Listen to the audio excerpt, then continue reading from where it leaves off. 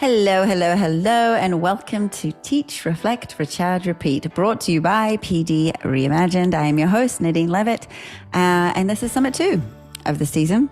For those just listening in, we recorded these live sessions with an audience of educators, and then we post them as a podcast so that we can reach as many educators and hopefully inspire them so that they can feel refueled for the classrooms.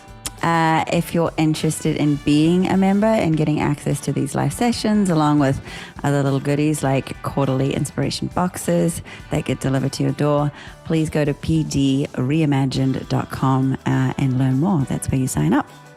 Before we start, it would mean a lot to me and the team if you could please help us spread the word by sharing and liking the episodes, and of course also subscribing to the channel. We are available on all major podcast platforms, including Spotify, Apple, YouTube, Amazon, and iHeart. Today, we are speaking with an unbelievable maestro of words, Grammy Award-winning spoken word poet and cultural force, NQ. His multi-platinum songwriting skills have absolutely captivated global audiences. He's earned a spot on Oprah's Super Soul 100 list of transformative leaders. He's also a best-selling author with a book called Inquire Within. He definitely explores life from a new and deeper perspective than many. And he's collaborated with all sorts of interesting people, including Cirque du Soleil. He appeared on platforms like A&E, ESPN, and HBO's Def Poetry Jam. He's had over 60 million views on his viral poetry videos. Go check them out on YouTube. We will leave some links under this podcast where you can access all those. His ability to resonate with people just across the world and connect with them is just undeniable. He's a keynote speaker and a storyteller, has storytelling workshops, of which I've actually been lucky enough to be a participant. Very, very transformative. And he's just inspired change and kindled passion of the art of spoken word. So welcome, NQ.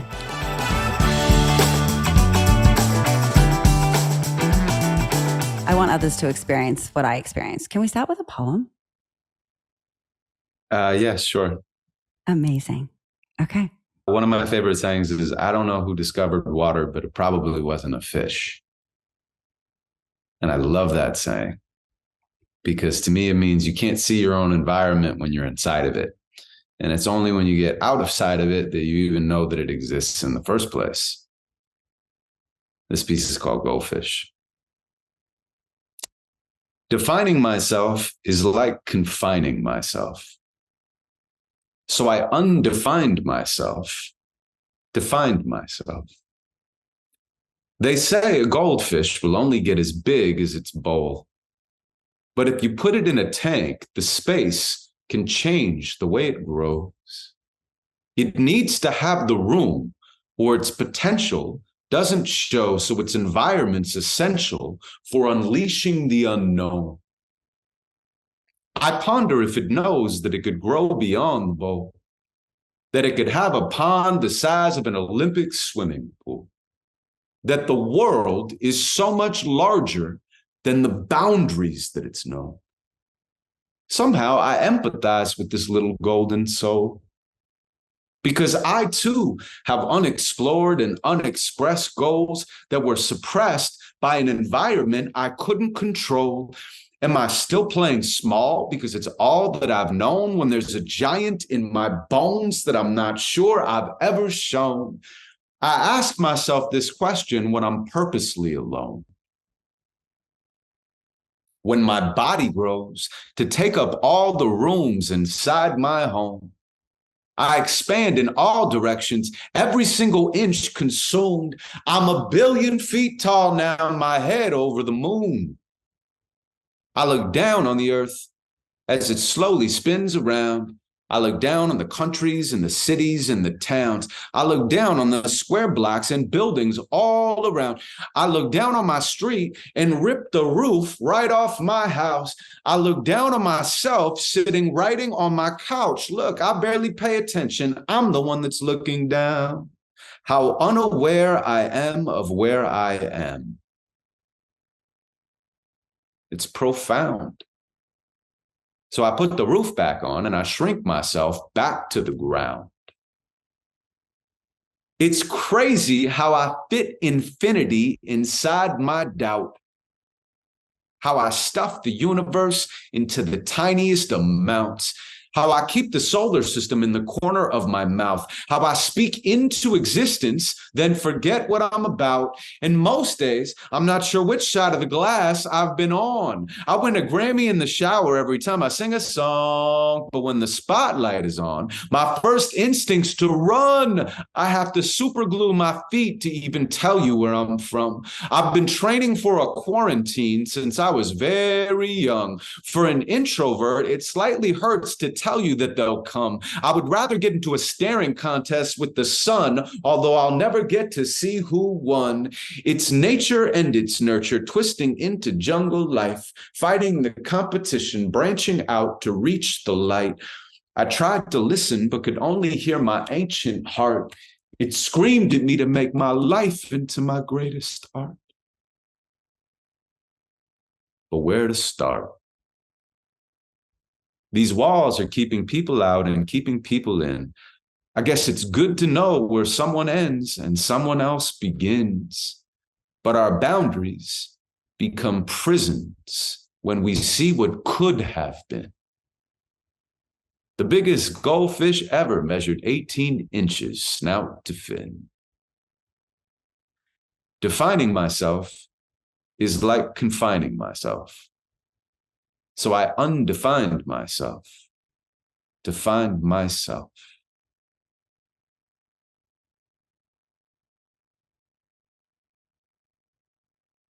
That's it. Wow. I undefined myself to find myself. That's incredible. Thank you so much for sharing that, Adam. That was really, really beautiful. Wow, so many things coming from that. I am myself a little bit of an introvert, and I both an introvert and an extrovert. So I really resonated with that, this concept of finding comfort in a world and yet feeling a need to challenge myself to exit my little bubble. So phenomenal. I think that's what you do so well. That's how you connect to people and resonate, at almost just the right time. Really Thank incredible. you very much. I really appreciate you listening to that. Well, let me ask you a question. What was so impactful about the workshop that it stood out in your life and felt like a inflection or a transition point? I think the biggest thing for me in that workshop was it gave me a different perspective with which I could see the world. I know that sounds very general, but in working, we were also working in a group. So just to explain for context for other people who haven't done your workshops, it's a poetry workshop, which immediately clams me up because I'm like, this is not. I mean, like I did it when I was at school, but this is not like my forte. And then spoken word, which basically to me says rap, right? It's almost like rap. It clams me up even more. So I was very outside of my comfort zone, but immediately felt comfortable. And so it was a bit of a conquering of fears, and it was a different perspective of just what could possibly go wrong if you just do it. And then, oh my God, I actually really enjoyed that. And it was this adrenaline rush of sharing and hearing other people as well. I think that was the biggest part of it for me. And then every time I hear you speak, whether it's on, race relations, which was the last one that I heard, other than this one, I've heard you speak on fear. So there's been a lot of different takes on this, but what I usually find is that you unravel a thought to a very relatable idea. And I think you simplify and you verbalize a thought that probably passes most of us. And so we all think, oh, that's weird. And, but then you take it and connect it with other, I don't know. For me, it was a there's something about, and maybe it's also the rhythm. And so I don't know, but there's something about it that emotionally connects with me with every poem I've ever heard, including, by the way, the really funny Valentine's video that you put out where like people wouldn't stop for the longest time. And then finally a couple stopped, Yeah. and it was like, it was such a great video. Thank you so much. Well, I appreciate you saying all that. I mean, the reason why I like doing the workshops is because if I'm performing, it's something that is interesting to me because I'm the first person in my audience. I don't really like write for other people. I share for other people, but I write for myself. And then after I've explored something that either moves me or is inspiring to me or, makes me angry, and I put it into a piece of art and it's like fully alchemized into the world, then I really like sharing it and allowing other people to experience it however they receive it. But that's still like confined to me creating something and then giving it away. My favorite thing is when other people create. And so that's why I really like the workshops, is because it gives other people a chance to explore things that are moving and meaningful to them through a genre that they would never normally use, and be surprised by how empowered they can feel on the other side, whether it's something that they want to release or something that they want to manifest or a way to connect deeper to themselves or other people. Well, it sort of is right on point. We're talking about inspiration and motivation and things like that. So you write about the things that inspire and move you. Do you know, is there a theme to that, or is it just all of a sudden it hits you and you're inspired to write something, or is it something that you sit down and set about doing? No, look, I don't think that there's a wrong way to create, but I think everybody has seasons of creativity, especially if you're going to dedicate a portion of your life, to a specific art form. So what I mean by that is, like, I've had so many versions of my creative process over the 30 years that I've been focused on rhythm and rhyme. And so it shows up in different ways. But one thing that I've never really done is strategized my inspiration. Some other people do. They either like create specific time to sit down and create. And so even if it's not strategized, it's structured. And I like respect that and I admire that, but that's not how I work best. And other people will really think about being very like intentional of what they want to explore. And they might even think, what does the audience want to hear?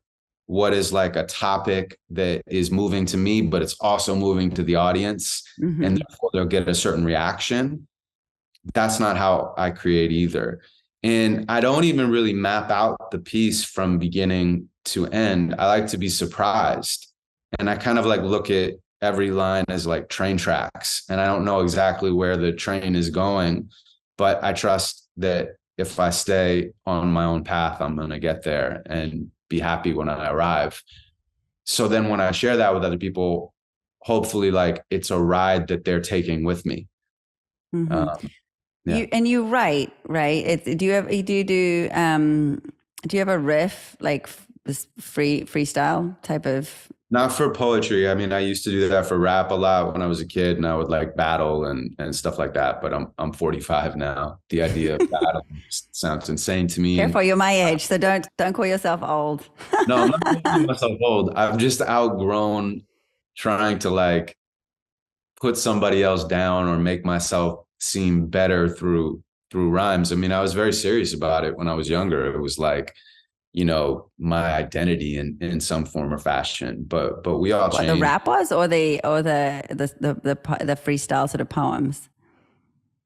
I mean, yeah, battling people was when I was in high school and in my early 20s. I was very serious about that. So it brings up such an interesting point, because I think being a poet So how did you come to the idea that that was going to be what you would focus on as a career?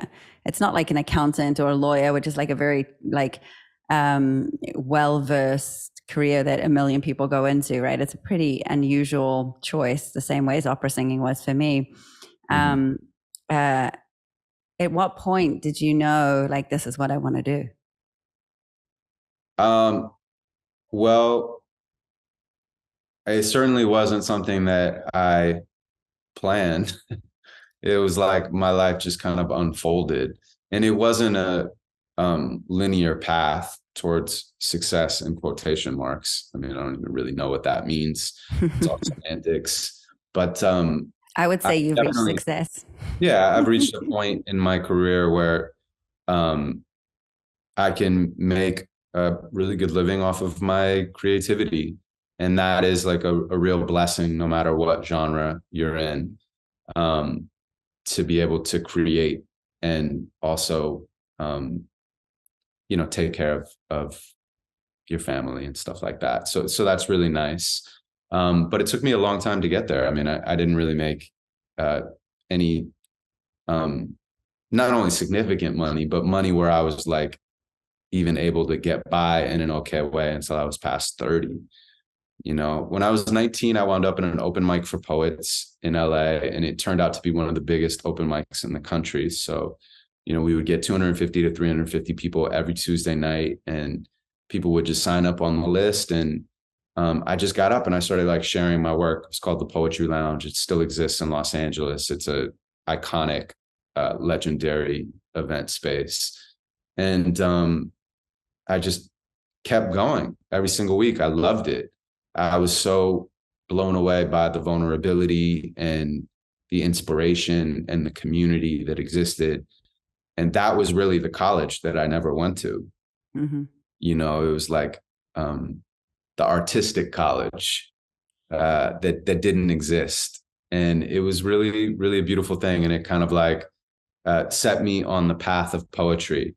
When I arrived there, I was still kind of rapping and wasn't even thinking about poetry, but I kept going over and over it again. And one day I woke up and I realized I was more of a poet than an MC. And that set me on a total another path to figure out how I was going to make a living as a poet, and ultimately got me into songwriting. And, every twist and turn along the road, I'm so grateful for.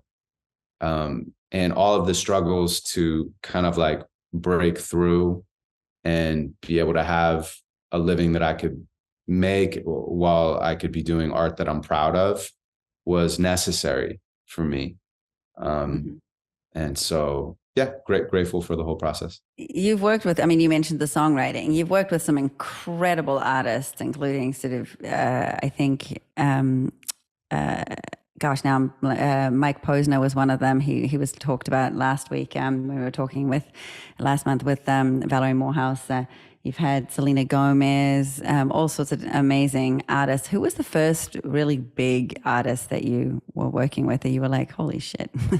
Miley Cyrus was the first Oh, one. Miley Cyrus. Yeah. And look, I was lucky enough to get a publishing deal with a production team, two of the best producers in the world, called Rock Mafia, out of Los Angeles. And they'd come to one of my poetry shows. And uh, I think they thought that I could bring a certain edge to some of the pop artists that they were working with lyrically. And we started this like relationship where I would come into the studio and just try to create lyrics for songs. And then they had a lot of artists that they were working with. So one of the songs that we created, Miley Cyrus ended up loving, and she ended up cutting it and then performing it on the American Music Awards. And What that, song was it? it's called Forgiveness and Love. Oh. Yeah. What's that songwriting process like then? Is it different every time? Is it like starting with questions? Is it just vibing first and then is it listening to a track? What's the songwriting process with other artists I mean, like? honestly, for me, I've been really lucky because it happened through Rock Mafia, and they're Mm-hmm. already really, really established in the Mm-hmm. industry.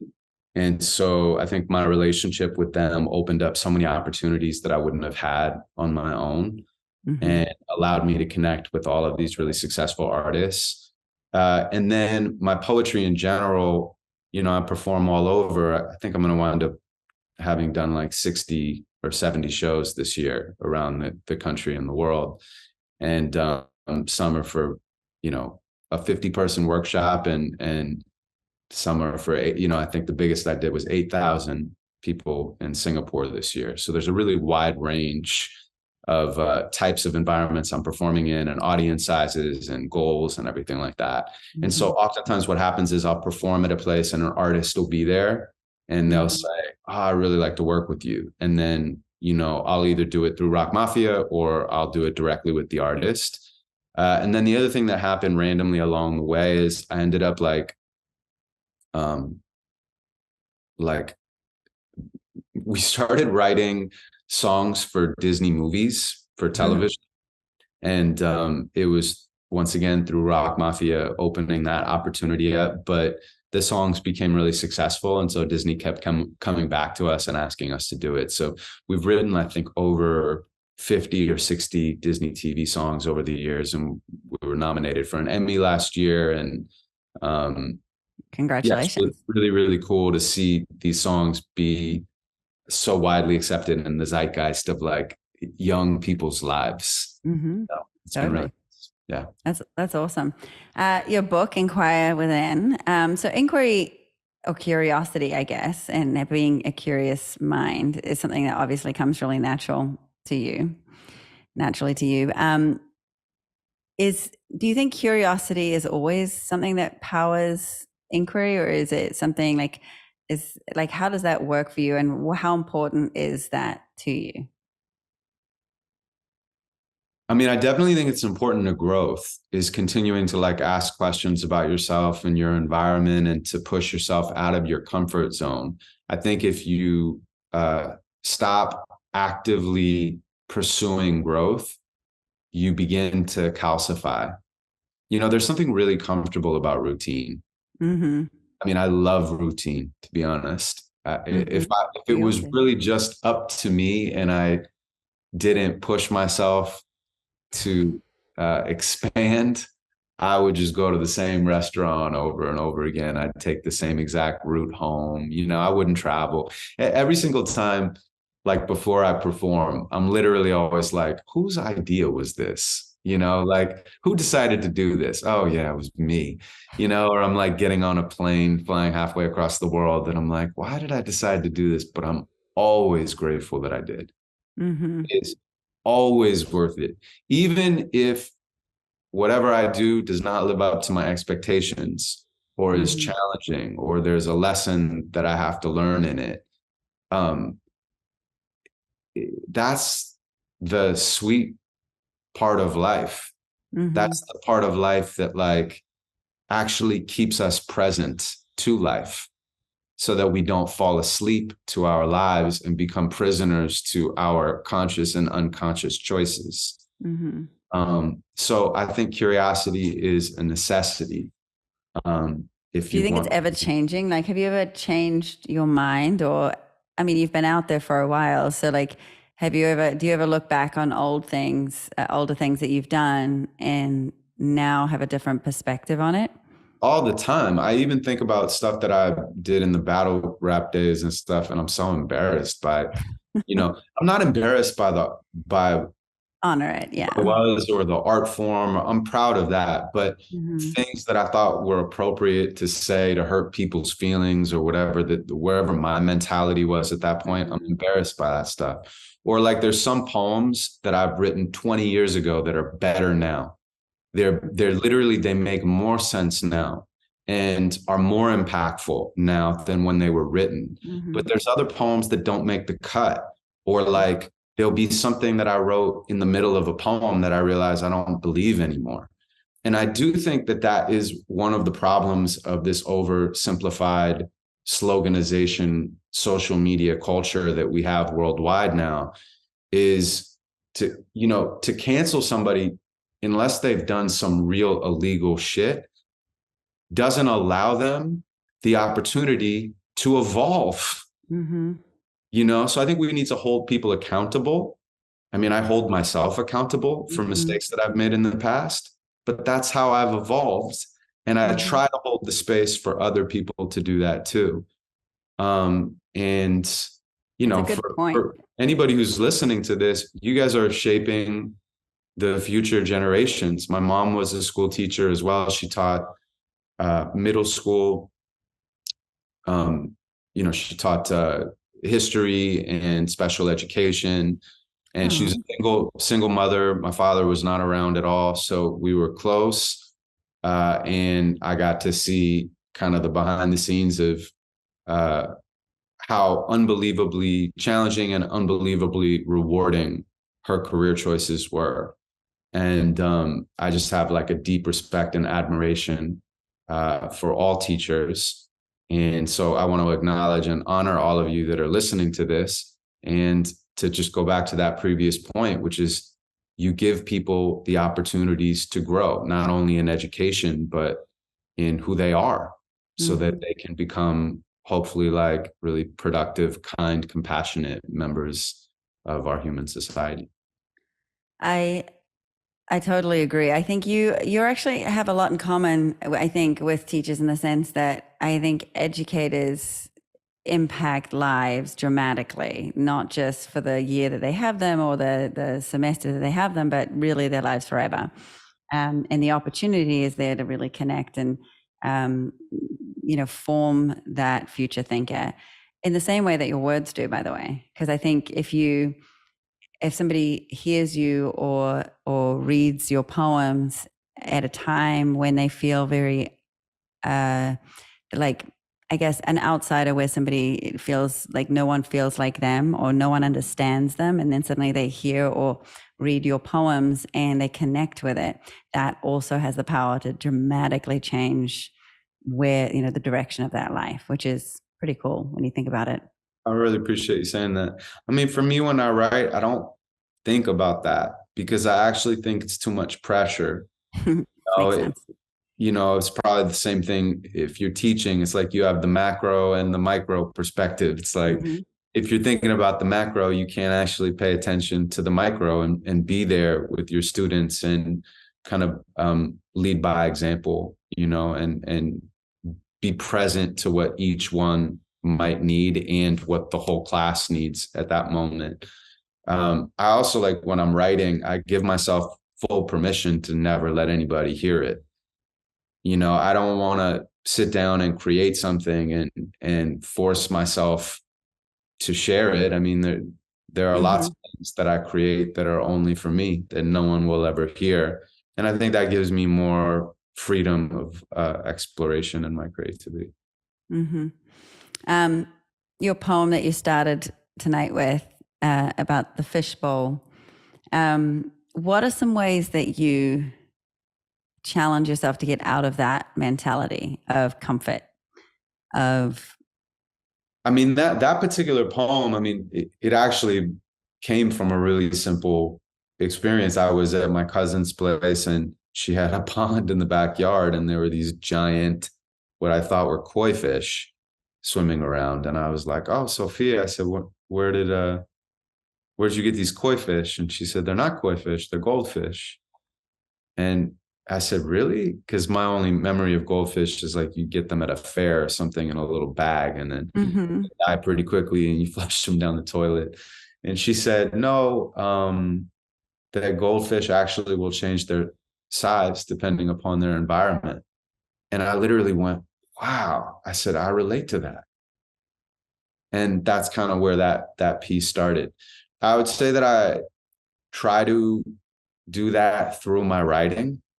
I try to do that through travel. I try to do that through adventure. Those are just some of the different ways that I do it, both external adventure and internal adventure. I mean, I meditate every day, and that's definitely an internal adventure. But yeah. You talked about when you're traveling and you sometimes think, "Oh God, whose idea was this?" And you're clearly, comfort is an easy thing to fall into, but what do you do when because are you an introvert? Do you ever feel the fear and do it anyway? Do you feel fear, or do you just kind of feel nerves at all before you perform, or you just kind of like it comes so naturally to you now? I think that I've definitely developed my muscle over the years. I mean, I started performing and writing basically when I was like 13 or 14. Mm-hmm. So when I say like over 30 years, it has been the longest relationship of my life, like, um, and I always knew what I wanted to do. I knew in some form or fashion, I wanted to express myself through rhythms and rhymes, whether that was in rapping or whether it was in poetry or whether it was in songwriting and now facilitation and being an author. And I'm putting out an album, next year. Yeah, congrats. Thank you. Yeah. And what is the album? Is it a poetry, or is it music? Is it? Yeah. Yeah. Kind of created this like really accidental album. I don't even know how else to call it. I didn't like intend to make this particular album, but it definitely made me, actually. It really did kind of force its way into the world. And then once I had finished it, I was kind of like, do I want anybody to hear this? And I wasn't sure because the process was so healing for me. It's about mental and emotional health, the whole album. So we're going to release it next May for Mental Health Month. Will you send us a link? We'd love to share it with everyone. Yeah, 100%. And we're going to do an accompanying journal, which will allow people to follow, the prompts that will come after the poems in the album and do their own mental and emotional health journey through creativity. I love that. So it's similar to the workshop that you did, but allows people to go through a longer process on their own. I mean, with the book, you had a podcast for a while. This is, I want to say, a couple of years ago. Yeah. It was a similar concept there where often you would read a poem and then you'd have a journal prompt, or you'd have other people on the show, and we'd always have some kind of poetry and always have a journal prompt. And I want to share it here because even though it was a couple of years ago, I really do think that as a tool for people is, first of all, I think it's freely available if you are on any podcast platform, and it's so powerful. So check that out for sure. It's Inquire Within.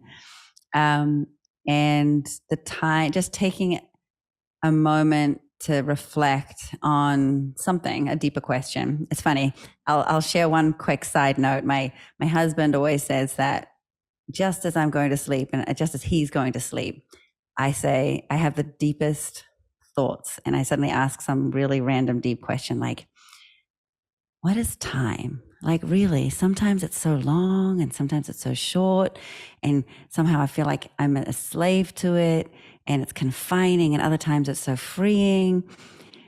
And he's literally going, what? I'm about to go to sleep. Here's a pen. Here's a journal, like, write about it. But I do think it's so powerful to be able to, have those reflective thoughts. And whether it's writing it down or talking to a friend over it, or just even pondering it as you drift off to sleep, I think those are really powerful tools that you offer. So keep doing that. I think, thank you. I think that in general, like, especially for the educators that are listening as well, when you're a kid, and I know kids' lives are very complicated, not especially these days, all days, forever. People's lives are complicated. Being alive is complicated. But what I will say is that kids tend to have less responsibility, and they tend to be more put into environments, like their lives are kind of like, you're going to go here and you're going to do this and you're going to do that. And I think because of that, they are forced to feel uncomfortable all the time. Mm-hmm. And that forces them to grow.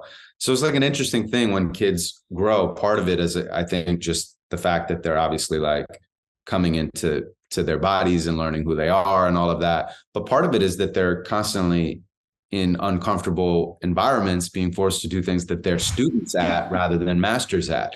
And then when we get older, we find things that we're good at and we tend to like stay in those things, me included. So I would say I encourage everybody listening to this, whether it's through poetry or through anything else, just really proactively find ways to be a student too, outside of your classroom, like just find ways to express your beautiful, unique miracle of a voice, because that will keep you present and engaged. I mean, I think the greatest teachers really are always forever inquisitive, and that's what connects people. I remember, the teachers that I connected with most were definitely the teachers that cared and actually asked questions that they wanted to know the answers to. Yeah. When I would talk about something that, was new or unique or something, then they would ask me more. And often, I think teachers are both students always. You're always developing. You're always able to get better. I was explaining this to my son, who's 11, that even 100% on a math test still leaves room for reflection on if you could do anything better. And he's like, Mom, but you can't do anything better. You got 100%. I was like, yeah, but you can always get better, even if you're at 100%. What did you do right? What would you like to continue doing? Is there anything that it made you uncomfortable? Or is there anything that you think you could have a deeper knowledge of? Things like that. So I think that my weird example is like, I was never a good student. Mm-hmm. I wasn't, I actually felt, if I'm being quite honest with everybody, like I had a bit of a learning disability and I felt dumb, and at a certain point, I just kind of like did just enough to get by. I have like very kind of like vague and ambiguous memories of my childhood. And that's one of them, that I didn't feel capable. I didn't feel smart. And I just kind of like blended into the background. But I was also being forced to do things like math, that I just wasn't good at. I was always horrible at math, but I was really good at language or something like that. And so I think it's good for us all to continue to be students at the thing that we're doing, but it's also good to be students at the things that we don't do. Just like that is one of the cool things. If I could come back to school without that mentality and without those limiting beliefs, I think it's really fun actually to explore, like, I would that I basically fell asleep during because I wasn't feeling confident. You know what I mean? Yeah. I think it really points to the very traditional trajectory of school, right? Which was the formula was, it's a sorting mechanism. Everyone, it's one size fits all, and we're going to sort you based on capabilities. But the reality is, we tell ourselves we can't do something, or labels, somebody might call us something or might say something, or we compare ourselves to other people. And so we feel like we're inadequate. And it's so interesting because I see it time and time again with kids that they are capable of a lot more if they just believe it. And if they don't panic when things don't go the way that they initially thought that they would. Emotion has a lot to play in this, that when you start to feel like you can't do something, you start to tell yourself you can't do that. And it's so limiting. I think every teacher in this room, I'm sure, and anyone listening can attest to that. If you let kids label themselves, and it will only limit them. So it becomes kind of like a self-fulfilling prophecy. I mean, when I do the workshops, one of my philosophies is that I don't critique anyone, in a critical way, at least. I mean, everything is about, for me, kind, compassionate, loving, caring, supportive, curious feedback, because I want the person to feel celebrated for being courageous enough to create something and to share it in an empowered way. With a room full of strangers. And I obviously know that is a very, very different type of teaching. But But I've found that it really works because it allows people to believe in themselves or to expand their perspective of what they think poetry can be or how they think they can interact with poetry. And it usually lasts far beyond the session. So that's one of the reasons that I love teachers, and one of the reasons that I understand it a bit more because of watching what my mom went through, is that you guys fight for your students and you fight for them to see their best selves. And I think it's really important. Well, you are a teacher in your workshops. I've seen you for sure. If anyone has any questions, by the way, do drop them in the comments and I'll make sure that I get to them as well. Or you can just raise your hand and you can say it live as well. I think, it's very interesting, this concept of curiosity, teaching, staying open, that sort of connection point. And I guess also patterns, right? And how we start to recognize patterns in ourselves. Patterns form a big part. They can be limiting, obviously, when we recognize a pattern of, oh, I'm not good at something or whatever else. But it's also a really important thing to notice in life for learning of things that you want to develop.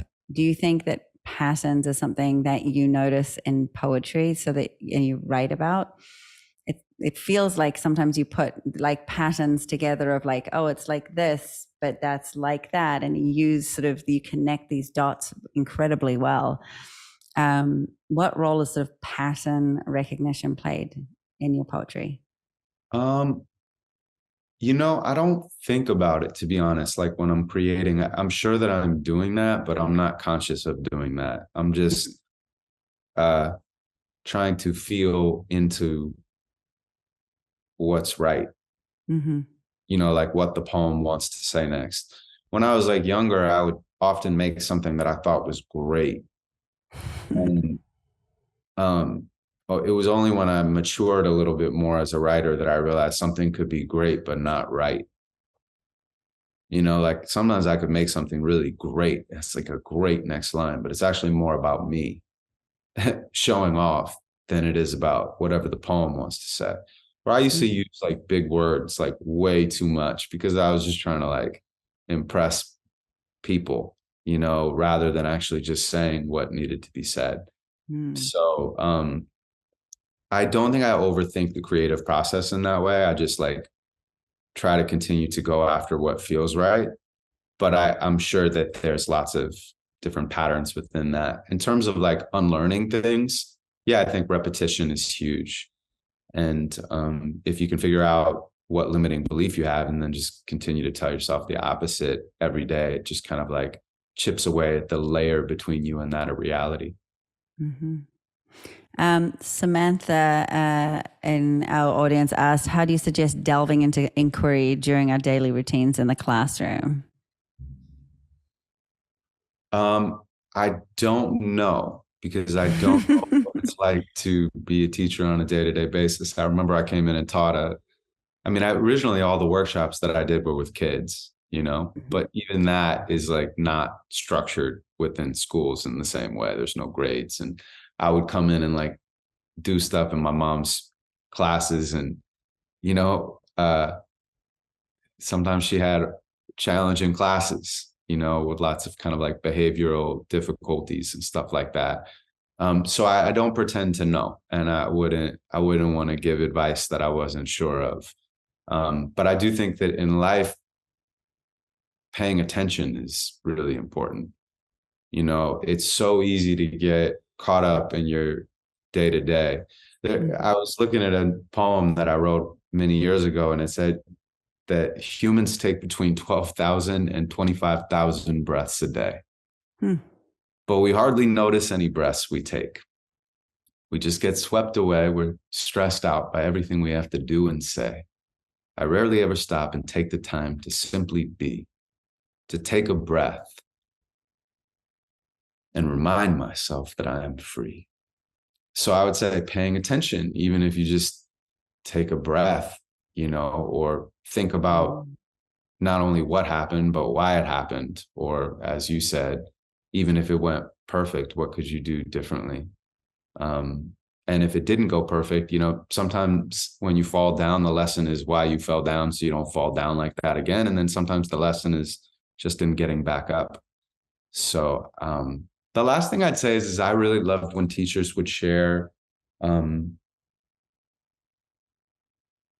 things that they were working on themselves as well, like very small things that doesn't give too much to the students, where it like breaks that relationship, but it also allows them to lean in a little bit. Be a bit more human and not just the stereotype of what a teacher is, maybe like a character. Yeah. I think another way that you can do it is also letting kids, asking students questions and letting them come up with what those questions might be. I think certainly for me, when I was a student, I loved engaging in conversation. I think everyone's a different type of learner. For me, I learn through conversation, and this is probably the lawyer in me. I used to be a lawyer. So I love playing devil's advocate and going from side to side and sort of trying to understand different perspectives. And I think that's also a pretty powerful way to develop. When I was doing my master's in education leadership, we were learning a lot about the spiral of inquiry, and specifically how it's the sort of the scientist's approach of not asking a question because you already think that you're right, but actually asking the question because you want to know the answer, and being willing to be wrong in order, like you'll always have a hunch, but being willing to be wrong and being graceful in being wrong, because you want the process, you want to know what the answer is. And I think that's kind of a really powerful way in life these days. We all believe very strongly in our own rights, right? We feel very strongly about certain things. And I think it's a powerful thing just to say, what's the actual answer, not just what suits me. Yeah. So we had another question from Antoinette about formal college education after high school or learning to write on your own. We did talk about this in the show, and it was basically what was the cafe called again? The open mic night, and a lot of your Poetry Lounge in Los Angeles. Poetry Lounge, that's right, which is one of the biggest platforms really in LA, certainly for that. Biggest open mic in the country. Yeah. Yeah. Well, with this, thank you so much. Did you want to leave everyone with a bit of a journal prompt or anything so that we can? Yes. I would say think about an area in your life that you're looking to grow in, personally or professionally. I think that fits the concepts that we've been discussing already. And maybe you can consider, what has stopped you from that growth in the past? Why is the growth so important to you? What are the stakes? And then what would your life be like on the other side of that growth? If the growth was not a dream, it was already a reality. How would you feel? And what would your life look like? That's a nice way to jump into a journal prompt. It's almost part manifestation. I like it. Thank you so much for joining us tonight. I really appreciate your time, and we will share all your links. Please share back when the album drops. We'd love to share that with everybody as well. And I know your work is so powerful, so I hope I get to see you many more times to come. Thanks, Nikki. Everyone else, please stay. But thank you very much. Thank you for joining us. Okay. Goodbye, everybody. It was nice to speak with you.